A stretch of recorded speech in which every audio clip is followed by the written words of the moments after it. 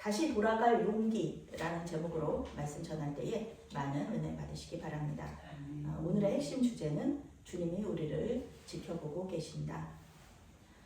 2001년도에 방송되었던 그 여인 천하라는 드라마가 있었습니다. 기억하시는지 모르겠어요. 정난정과 문정왕후의 일대기를 그린 사극입니다.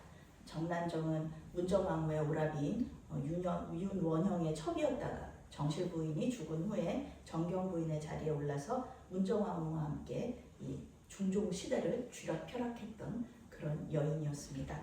중종 역시 반정 공신들의 딸들을 후궁으로 맞이하여서 문정왕후와 후궁들 사이에서 이렇게 우유부단한 모습을 보여주는 그런 드라마였습니다. 첩과 정실 부인 사이의 암투는 500년 전 조선에서만 일어났던 일이 아니죠. 고대 근동, 오늘 성경에도 나오죠. 첩과 이 부인, 아내 사이의 갈등과 그 사이에서 우유부단한 이 남편의 모습을 오늘 성경이 보여주고 있습니다. 1절부터 3절 말씀 함께 읽겠습니다. 아브라함의 아내 사레는 출산하지 못하였고 그에게 한 여종이 있으니 애굽 사람이요 이름은 하갈이라. 사레가 아브라함에게 이르되 여호와께서 내 출산을 허락하지 아니하셨으니 원하건대 내 여종에게 들어가라. 내가 혹 그로 말미암아 자녀를 얻을까 하노라 하매 아브라함이 사레의 말을 들으니라. 아브라함의 아내 사레가 그 여종 애굽 사람 하갈을 데려다가 그 남편 아브라함에게 첩으로 준 때는 아브라함이 가나안 땅에 거주한 지 10년 후였더라. 아멘.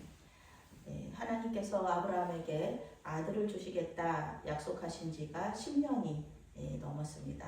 이제 사레는 75세가 되었고요. 아브라함은 85세가 되었습니다. 아브라함은 하나님의 약속을 믿으면서 기다리고 있었지만 이번에는 사레가 인내하지 못하고 인간적인 방법을 사용하게 됩니다. 고대 근동의 풍습에 따른 것이었어요. 그 풍습에 따라서 아브라함에게 아들을 낳아주려고 한 것입니다. 정실 부인이 자식을 낳지 못할 경우에 이 정실 부인이 데리고 있는 여종이 자식을 이렇게 낳는 그런 경우들이 있었습니다. 여종은 정실 부인의 소유죠. 그러니까 여종이 낳는 이 자식도 정실 부인의 소유가 됩니다. 여종은 아이를 낳고 이제 팔아버릴 수도 있고요. 종이기 때문에 그렇습니다. 사레는 자신의 여종인 이집트 소녀 하갈을 통해서 자식을 얻을 생각을 하게 됩니다.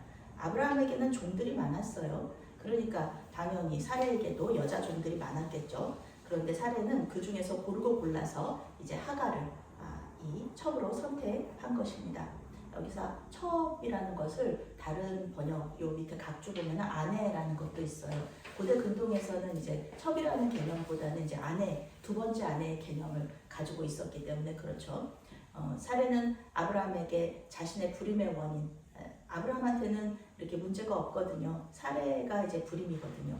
그런데 그 부림의 원인이 하나님께 있다고 말합니다. 하나님께서 태를 열어주시지 않으면은 임신을 할 수 없다고 생각했던 시대이고요. 그래서 부림은 수치스러운 일이었습니다. 애굽의 총리가 됐던 요셉의 이름도요. 하나님이 내 수치를 씻으셨다 그런 뜻을 가지고 있거든요. 왜냐하면 라헬이 이제 어머니가 이 라헬인데 라헬이 오랫동안 자식을 갖지 못했었습니다. 그러다가 요셉을 낳아서 그 이름을 하나님이 내 수치를 씻으셨다 이렇게 지은 것이죠. 하나님께서 임신을 맡고 계시고 또 남편인 아브라함이 늙어가니까 더 늦기 전에 이제 하갈을 통해서 상속자를 얻어야 되겠다 이렇게 생각을 한 거예요. 하갈이 낳은 아들은 이제 자기 아들로 이렇게 입적을 시킬 수 있으니까 그렇게 생각을 한 것이죠. 우리는 성경 말씀을 읽으면서요, 이 성경 인물들이 하는 행동을 좀 막고 싶을 때가 있어요. 오늘 말씀에서도 아브라함에게 이렇게 말하고 싶죠. 이제 14년만 더 기다리면 돼요. 10년 기다렸는데 이제 14년만 더 기다리면 이제 아들을 낳을 거예요. 그러니까 그 아들을 기다리세요. 지금 하갈하고 결혼해서 다시 결혼해서 아들 낳지 마세요. 이렇게 얘기하고 싶죠. 그리고 아내인 사라의 말을 듣지 말라고 얘기하고 싶죠. 당신이 아브라함이 왜 아내 말을 자꾸 듣습니까? 이 문제에 있어서만큼은 하나님 말씀을 믿으십시오. 이렇게 우리는 얘기하고 싶은 거예요. 그렇게 하나님께 한번 물어봐라. 이렇게 권면하고 싶습니다. 그러나 성경은 우리에게 분명히 말해주죠. 아브라함이 사레의 말을 들으니라 이렇게 얘기해요. 하나님의 말씀에 순종해야 되는데 이 아브라함이 아내의 말에 순종을 하게 됩니다. 영어 성경은 아브라함이 아내의 말에 동의했다 이렇게 번역하고 있어요. 아브라함도 그렇게 생각한 거예요. 10년이나 기다렸는데 하나님의 약속 10년이나 기다렸는데 어차피 자기를 통해서 이제 아기가 나오는 거니까 그래 이게 하나님의 뜻일지도 몰라 그렇게 생각하면서 이제 하갈을 아내로 맞이하는 거죠. 하나님의 약속을 몇 번이나 받아도 상황이 어려워지고 또 합리적인 대안이 이렇게 제시가 되면은 그 제안을 따라가는 것이 우리의 본성입니다.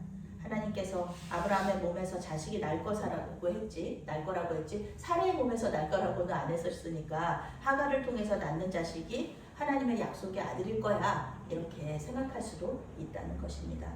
그런데요 하나님은 처음부터 사레를 통해서 약속의 자녀를 낳을 계획을 가지고 계셨습니다.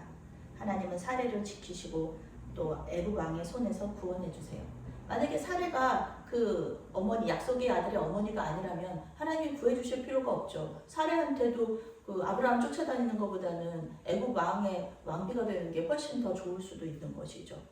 그런데 아무리 약속을 받았고 삶 속에서 하나님의 임재를 경험한다고 이렇게 해도 이 믿음의 조상들인 아브라함과 사레도 이렇게 약속의 성취가 계속해서 늦어지고 상황이 달라지지 않으니까 믿음을 지키기가 어렵다는 거죠. 힘들고 오래 걸리는 길이 있고 쉽고 빠르게 또 안전한 길이 있다면은 우리는 이 후자를 선택하는 겁니다. 어려운 길보다는 빠른 길, 쉬운 길을 선택하게 되어 있죠. 예수님은 마태복음 7장에서 좁은 문으로 들어가라 이렇게 말씀하십니다. 생명으로 인도하는 문은 좁고 험하다. 길이 험하다. 그래서 찾는 사람이 적다. 그렇지만 이 좁은 문으로 들어가는 것이 어리석어 보일지라도 생명길로 가는 것은 이 길이다. 생명으로 가는 길은 이 길이다. 이렇게 말씀하시는 거죠. 약속의 자녀를 기다리는 그 시간들이 분명히 힘들 수 있어요. 1년, 2년도 아니고 10년, 20년이잖아요. 그런데 이 시간들을 주님과 함께 하다 보면 매일매일 기도하고 찬송하고 이 시간들을 채우다 보면은 또 우리 어른들이 그렇게 얘기하시잖아요. 세월이 참 빠르다. 화살같이 간다. 이렇게 얘기하면은 그 시간들이 빨리 돌아오거든요.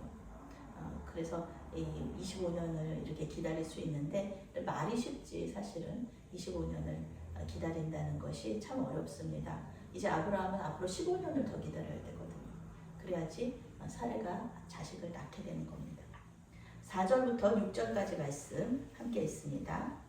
아브라함이 하갈과 동침하였더니 하갈이 임신하매 그가 자기의 임신함을 알고 그의 여주인을 멸시한지라. 사레가 아브라함에게 이르되 내가 받는 모욕은 당신이 받아야 옳도다. 내가 나의 여종을 당신의 품에 두었거늘 그가 자기의 임신함을 알고 나를 멸시하니 당신과 나 사이에 여호와께서 판단하시기를 원하노라. 아브라함이 사레에게 이르되 당신의 여종은 당신의 수중에 있으며 당신의 눈에 좋은 대로 그에게 행하라매. 사레가 하갈을 합의하였더니 하갈이 사레 앞에서 도망하였더라. 아멘. 아멘. 네, 아브라함한테는 이제 부름의 문제가 없는 거죠. 하갈은 곧 임신합니다. 정실 부인은 불임이고 아브라함의 나이는 많으니까 이제 하갈의 뱃속에 있는 이 아이가 상속자가 될 것입니다. 그러다 보니까 이제 하갈은 자신의 위치를 망각하게 돼요. 그리고 자신의 여주인을 멸시합니다. 그렇지 않겠어요? 자기 어머니 뻘 되는 이 사레가 여주인이었는데 이제는 자기와 같은 아내가 된 거예요. 그래서 이 사레는 첫 번째 아내고 자기는 두 번째 아내고 그리고 주변에 있는 많은 여종들이 지금까지는 자기도 그 여종들과 똑같은 신분이었어요. 근데 이제는 아니에요. 뱃속에 상속자를 데리고 있는 그런 이제 이 아내 여주인이 된 거예요. 그러니 이 여인의 이 하갈의 마음이 얼마나 높아졌겠습니까?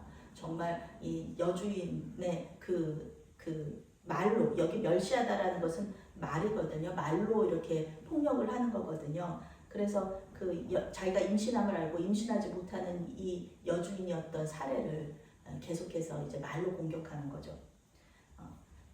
성경은 그런데요, 여전히 사례를 하갈의 여주인이라고 말하고 있어요.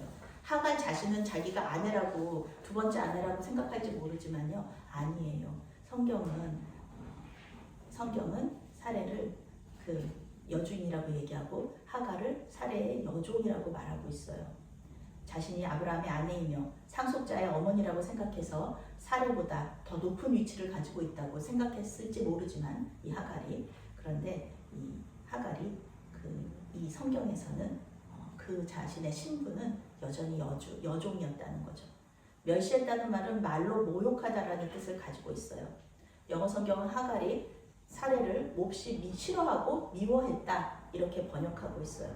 사례는 좋은 뜻으로 하갈을 남편에게 아내로 주은 거잖아요. 그리고 자식을 기다리고 있던 거예요. 처음에 임신했을 때 사례가 얼마나 기뻐했을지 모르겠어요. 그런데 하갈은 분수를 모르고 사례보다 더 높은 자리에 오르려고 하는 것입니다. 실제로 사례가 상속자를 낳지 못했다면요, 하갈의 아들이 상속자가 되었을 것입니다. 장희빈이 그렇잖아요. 후궁이지만 이 아들을 낳은 후에 인현왕후를 이렇게 폐위시키고 자신이 중전이 되는 이야기를 우리가 알고 있습니다.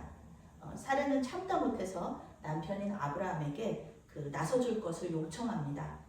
이제 하갈은 자신의 여종이 아니잖아요. 남편의 아이를 임신한 두 번째 아내잖아요. 그러니까 당신 아내이니까 당신이 책임지시오. 못하게 하시오. 나를 이렇게 멸시하고 나를 말로 모욕하는데 그거 못하게 하십시오. 이렇게 얘기하는 거예요. 하갈이 임신했다고 교만하여져서 나를 무시하고 미워하는데 당신은 지켜보고만 있으니까 당신 나한테 이러면 안 되죠. 이러는 거죠.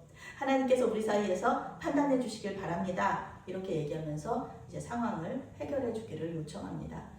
그렇죠. 이렇게 지금 이 상황에서 하갈을 제어할 수 있는 사람이 누가 있어요? 자기 말도 안 듣는데, 자기가 여종이었는데 이 종이 자기 말 안 듣는데 그럼 누구 말 듣겠어요? 아브라함 말을 듣겠죠. 그러니까 아브라함한테 얘기하는 거죠. 못하게 하라고, 나 멸시하는 거, 미워하는 거 이제 그만하게 하라고 얘기하는 겁니다. 그런데 여기서요, 아브라함이 하갈을 보호해주지 않아요. 이 사례는 이 하갈을 두 번째 아내로 대우를 한 거예요. 그런데 이 아브라함은요, 하갈이 자신의 아들을 임신한 거잖아요. 그런데 아들을 임신한 아내가 아니에요. 하갈이 아브라함한테는 그저 자기 아내의 여종일 뿐이에요. 그렇게 아브라함은 그렇게 생각해요. 자기 아내는 사례 한 명이에요. 그래서 하갈에 대한 문제는 내 책임이 아니라 당신 책임이라고 얘기해요. 결국 하갈에 대해서는 죽이든지 살리든지 당신 마음대로 하시오. 내 아내가 아니라 당신의 여종입니다. 이렇게 얘기하는 거예요. 집안에서 가장 강한 권력을 가진 아브라함이 하갈을 보호해주지 않아요. 그리고 사례의 편을 들어줘요. 그러니까 사례는 이제부터 거리킬 것이 없죠. 그러니까 하갈을 같은 남편을 둔 아내가 아니라 여종으로 이제 취급하기 시작해요. 여종도 뭐 말 안 듣는 여종이죠. 주인을 함부로 하는 그런 정말 말도 안 되는 행동을 하는 그 여종이죠. 그럼 어떻게 돼요? 말로, 여기서는 하갈은 말로 여주인을 모욕했다면 이제 이 사례는 물리적인 폭력으로 응징하는 거예요. 이제 그러니까 이 집안이 어떻게 되겠어요? 하갈이 사례를 멸시할 때마다 사례는 하갈을 학대했다는 거죠. 멸시는 말로 모욕하는 것이라면은 학대는 물리적인 힘을 가하는 겁니다. 결국 하갈이 참지 못하고 애굽으로 도망가는 결과로 이어집니다. 집안에 불화가 생긴 거예요. 7절부터 9절까지 함께 있습니다.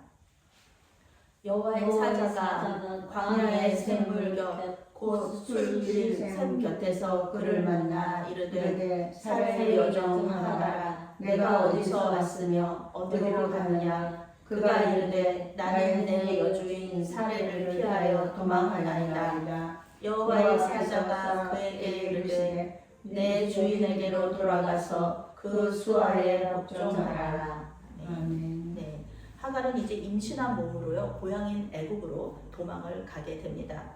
아브라함의 집에서 110km 정도 떨어진 곳, 거기까지 이제 그 일주일 정도 혼자 여행을 하게 돼요. 그리고 거기 샘이 있는 거예요. 샘물이, 우물 같은 샘물이 있으니까 거기서 이제 쉬고 있는 거죠. 임신한 몸으로 거기를 갔으니 얼마나 힘들어요. 그런데 그때 하나님의 천사가 하갈을 찾아옵니다. 여기 성경 개역개정 성경은 그를 만나 이렇게 얘기하고 있는데요. 원어적인 의미로는 찾아냈다라는 뜻이에요. 찾아냈다. 하나님의 천사가 이렇게 우연히 하갈을 만난 것이 아니고요. 계속해서 하갈을 찾고 있었고 그리고 드디어 하갈을 찾아서 말을 걸고 있는 것이에요. 여기서 뭐 아브라함이 하갈을 찾았다든지 뭐 사레가 하갈을 찾았다든지 그런 말이 없어요. 찾았는지 안 찾았는지도 몰라요. 그런 존재예요. 그런데 하갈을 하나님의 사자가 찾아왔다는 겁니다. 하나님의 천사는 모든 것을 알고 있어요. 그래서 하갈에게 이름을 부르죠. 근데 이 하나님의 천사도 하갈을 더러 이렇게 말해요. 사레의 여종 하갈아. 이렇게 말해요. 아브라함의 두 번째 아내 하갈아 이렇게 얘기하지 않고요. 사레의 여종 하갈아 이렇게 불러요. 처음에 하갈은 자기에게 말을 거는 사람이 하나님의 천사인 것을 알지 못했어요. 그렇지만 자신의 이름을 부르는 것을 보면서 하나님께서 이 보낸 천사라는 것을 알게 되죠. 자기에게 말을 거는 사람이. 천사가 이렇게 얘기해요. 하갈의 사레의 여종 하갈아, 너는 어디서 와서 어디로 가느냐? 이렇게 물어봐요. 하갈은 지금 아브라함 집에서 나와서 이제 애굽을 향해 가는 길이죠. 그런데 가나안 땅에서 애굽까지 임신한 몸으로 간다는 것은 불가능한 일입니다. 광야를 지나가야 되거든요. 중간에 지쳐서 쓰러져서 죽거나 짐승들한테 물려 죽거나 강도에게 죽임을 당할 거예요. 그리고 애굽까지 어떻게 갔어요? 어떻게 갔어요? 그런다고 해서 누가 반겨줄 겁니까? 이 노예 하갈을. 노예였으니 다시 노예가 될 것이죠. 그리고 뱃속의 아이는요. 뱃속의 아이도 당연히 노예로 자랄 것입니다. 하갈에게는 갈 곳이 없어요. 어디서 왔는지는 대답했는데요. 어디로 갈지는 대답하지 못합니다. 나는 내 여주인 사레를 피하여서 도망가는 중입니다. 어디로 갈지는 모르겠습니다. 드디어 하갈은 자신의 신분을 인정합니다. 임신하고 나서 여주인과 동등한 신분이다. 또는 내가 여주인보다 높다. 왜냐하면 나는 상속자를 가지고 있으니까. 이렇게 생각해서 임신하지 못하는 사례를 무시했지만 하갈은 누가 봐도 전부 다 사레의 그 여종 하갈이라고 얘기하는 거예요. 남편도 그렇게 얘기하고요. 하나님의 천사도 그렇게 얘기하는 거예요. 그러니까 자기도 이제 인정하게 되는 거죠. 내 신분은 사레의 여종이었구나. 하나님의 천사는 하갈에게 여주인에게 돌아가라고 말합니다. 그 수하에 복종하라 이렇게 말해요. 사레의 여종이었던 때로 돌아가라. 예전 그때 너 정말 사레를 충성으로 섬기지 않았느냐. 그때로 돌아가라. 복종이라는 단어는요. 낮추다, 괴롭히다, 물리적인 고통을 당하다 라는 뜻을 가지고 있습니다. 그냥 단순히 말만 잘 듣는 거 그게 복종이 아니라는 겁니다. 사레의 여종으로서 이제는 그에게로 가서 너 자신을 낮추고 괴롭힘을 당하고 또 천히 여김을 당해라 이런 말입니다. 아브라함의 상속자를 임신한 몸으로 잠시 동안 아내의 삶을 살았어요. 하갈이. 그런 하갈이 다시 여종의 삶으로 돌아간다는 거예요. 그게 얼마나 주기보다 싫은 일일 수가 있겠습니까? 저희 다른 분들 얘기 들어보면 그렇잖아요. 아파트 큰 데서 살다가 아파트 작은 데로 옮기는 것도 힘들다고 하시는데 이 하갈은 어떤 거예요? 종이었다가 아주 여주인으로 신분 상승을 했다가 다시 종으로 내려가는 이 일이 죽기보다 싫은 일일 수 있습니다. 그런데요, 하갈은 이어지는 천사의 말에 용기와 소망을 얻고 다시 아브라함의 집으로 돌아가서 여종의 삶을 살게 됩니다. 10절부터 12절 말씀 함께 있습니다. 여호와의 사자가 또 그에게 이르되 내가 내 씨를 크게 번성하여 그 수가 많아 셀 수 없게 하리라. 여호와의 사자가 또 그에게 이르되 내가 임신하였은즉 아들을 낳으리니 그 이름을 이스마엘이라 하라. 이는 여호와께서 내 고통을 들으셨음이라. 그가 사람 중에 들나귀같이 되리니 그의 손이 모든 사람을 치겠고 모든 사람의 손이 그를 칠지며 그가 모든 형제와 대항해서 살리라. 아멘. 하나님은 노예인 하갈에게 자유를 약속하세요. 자유. 하갈이 임신한 아이는요, 아브라함의 씨가 아닙니다. 물론 아브라함이 아버지지만 여기 성경에서 나오죠. 하갈의 씨입니다. 내가 내 씨로 말미암아 큰 민족을 이루게 해주겠다. 아브라함에게 약속하신 자손이 많아지는 약속을요, 이 하갈에게 하고 계세요. 이 하나님께서 정리해 주시는 거예요. 하나님께서 정리해 주시는 거예요. 이 아이는요, 하갈의 아이는요, 첩의 몸, 두 번째 아내의 몸에서 태어났지만 장자예요. 장자입니다. 큰아들이에요. 아브라함의 큰아들. 그러니까 아브라함이 큰아들을 이렇게 상속자로 삼는 거는 당연한 것이거든요. 고대 근동에서는 그렇게 했어요. 그런데 하나님께서 말씀하시잖아요. 이 씨가 너의 씨다. 아브라함의 씨가 아니에요. 너의 씨다라고 얘기하세요. 그러면서 이 아브라함이 이제 15년 후에 낳을 이삭이 이제 아브라함의 씨가 되고요. 이 이스마엘은 이제 하갈의 씨가 되는 것이죠. 아브라함의 그런 그 혈통을 타고났지만 아브라함의 그 약속의 자녀는 되지 않는다는 것이죠. 그 대신에 하나님께서 이 그 아브라함에게 주셨던 그 복을 이 하갈에게도 주고 계시는 겁니다. 하나님이 정리 다 해주시는 거죠. 노예 소녀인 하갈이 왕 같은 족장인 아브라함과 같은 약속을 받습니다. 하나님은 하갈에게 이제 아들을 낳을 것인데 그 아들의 이름을 이스마엘이라고 이야기하라고 이름을 지어주셨어요. 이스마엘은 하나님이 내 고통을 들으셨다라는 뜻입니다.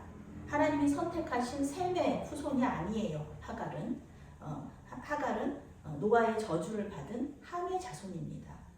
그런데 이런 그 저주받은 하나님의 그 함의 자손이 하나님의 큰 은혜를 받을 것을 오늘 얘기하고 있는 것입니다.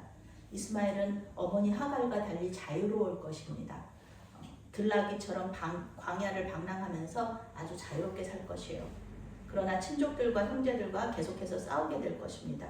거칠고 강하고 길들여지지 않는 들나귀의 삶을 이 이스마엘이 살게 될 것이에요. 당연히 이들에게는 평화로울 수가 없죠. 실제로 이스마엘은 유목민이 되어서 자유롭지만 평화롭지 않은 삶, 그리고 이렇게 싸우는 삶. 아직도 이렇게 유대인들과 사이가 나쁘죠. 아랍인들은 이런 삶을 이렇게 선택하게 됩니다. 하갈은 천사의 약속을 통해 살해의 요정으로 다시 살아갈 용기를 얻습니다. 하갈에게 하나님은 자신을 살피시는 살아계신 하나님이었습니다. 살피신다는 말은 단순히 살펴본다는 뜻이 아니죠. 우리가 좀 애기 좀 봐줘요 이렇게 얘기할 때 저희 이제 둘째 동생이 우리 조카가 어렸을 때 지금도 마찬가지지만 약속이 있을 때 나가면서 애기 좀 봐달라고 부탁하거든요. 그거는 애기를 봐달라는 거는 그냥 눈으로 본다는 의미가 아니잖아요. 애기를 맡아서 보살피고 지킨다 이런 뜻이 애기를 본다라는 뜻인 것처럼 이 하갈을 지켜보시고 이렇게 살아계신다는 그 뜻은 하갈이 만난 하나님은 자신을 아기처럼 돌보고 지키시는 분이었다는 겁니다. 하나님을 만난 하갈은 다시 그 태어날 아기에 대한 소망을 가지고 집으로 돌아갔고 하갈이 하나님을 만났던 그 셈의 이름은 부엘라 헤로이라고 불리게 됩니다. 나를 살피시고 살아계시는 하나님이라는 뜻입니다. 집으로 돌아간 하갈은 아들을 낳았고요. 아브라함은 아들에게 이스마엘이라는 이름을 붙여줍니다. 성경은 이스마엘이 태어났을 때 아브라함의 나이가 86세라고 말하면서 약속의 아들인 이삭이 태어날 때까지 앞으로 14년이 더 남았다는 것을 우리에게 알려주고 있습니다. 지난 목요일과 금요일에 꽃제교회에서 서울연회가 있었습니다. 1년에 한 번 부활절을 지내고요. 열리게 되는데요. 연회라는 것이 이제 회의라는 것이죠. 보통 목요일과 금요일에 연회를 합니다. 서울연회는 항상 그렇게 해요. 서울에 있는 모든 감리교 교육자들이, 목회자들이 모여서 회의를 하고 교제를 나눕니다. 목사 안수식을 하고요. 또 은퇴식을 하기도 합니다. 저도 2019년에 서울연회에서 안수를 받았습니다. 이틀 동안 목사님들과 사역 얘기하고 격려와 위로를 받고 또 맛있는 것도 먹고 차도 마시면서 즐거운 시간을 보냈습니다. 사역 때문에 바빠서 만나지 못한 그런 목사님들을 만나서 소식을 듣기도 했습니다. 상을 받는 목사님들도 계셨고요. 그리고 그 안에서 이렇게 또 상 받는 목사님들을 축하하는 자리, 그리고 이제 저희 여교육자, 서울연의 여교육자들은 이제 또 회장을, 연회장을 또 선출하는 그런 시간을 가졌습니다. 그런데요, 이런 행복하고 여유 있는 시간들은요, 금방 지나가잖아요. 이제는 각자의 교회로 돌아가서 다시 사역에 집중하는 시간을 우리가 가지게 됩니다. 사이즈가 큰 교회는 큰 교회대로, 또 작은 교회는 작은 교회대로 주님께서 주신 사명이 있기 때문에 목사님들은 이제 각자의 자리로, 저를 포함해서 각자의 자리로 돌아가는 것이죠. 힘들어도 눈물로 씨를 뿌리면서 열매가 맺히기를 기다리는 이 자리. 씨를 뿌린 사람이 열매를 맺지 못해도 결국은 하나님께서 열매를 맺게 하실 것을 믿으면서 주님께서 걸어가신 십자가의 길을 따라서 우리는 이 자리로 돌아오게 되는 겁니다. 사랑하는 여러분, 주님을 따라가는 길은요, 결코 쉽고 편하고 넓은 길이 아닙니다. 그렇지만 그 길을 우리가 갈 수 있는 것은 주님께서 우리와 동행하여 주시며 우리를 돌보고 계시기 때문입니다. 부엘라 헤로이, 나를 살피시는 살아계시는 하나님이 우리 안에 계시고요. 또 우리와 함께 하시면서 그 좁은 길을 가라고, 그 좁은 문으로 들어가라, 십자가의 길을 예수님 따라서 가라, 이렇게 말씀하세요. 그 길이 가장 좋은 길이다 라고 말씀하시는 거죠. 그래서 우리는 종의 자리로 다시 돌아오게 되는 그런 용기를 얻는 것입니다. 복음을 위해서 낮아지고요, 섬기는 자리로 돌아오시기 바랍니다. 예수님을 섬기는 종으로, 또 예수님께서 가신 그 길, 그 길을 따라서 우리는 가는 거예요. 예수님께서 이 세상에 섬기러 오셨잖아요. 종의 모습으로 오셨잖아요. 예수님이 선택하신 길이 우리에게 가장 좋은 길이라는 것, 그것을 믿으시기 바랍니다. 죽음에서 부활하신 예수님의 본을 받아서 우리의 모든 악함과 교만함을 내어버리고 겸손과 섬김의 종이 되어서 하나님과 교회와 또 이웃을 섬기며 주님께서 주신 시간들을 채워나가시는 저와 여러분이 되시기를 바라겠습니다. 아멘. 사랑의 하나님, 우리가 잘못된 선택을 하고 교만하여지고 주님께서 주신 사명으로부터 도망치고 숨더라도 우리에게 찾아와 주셔서 위로하시고 다시 돌아갈 새 힘을 주심에 감사를 드립니다. 주님께서 우리에게 주신 약속을 기다리며 소망을 가지고 주님을 섬기게 하여 주시옵소서. 인내하며 주님께서 이루실 기적을 소망하게 하여 주시옵소서. 예수님의 이름으로 감사하며 기도했사옵나이다. 아멘.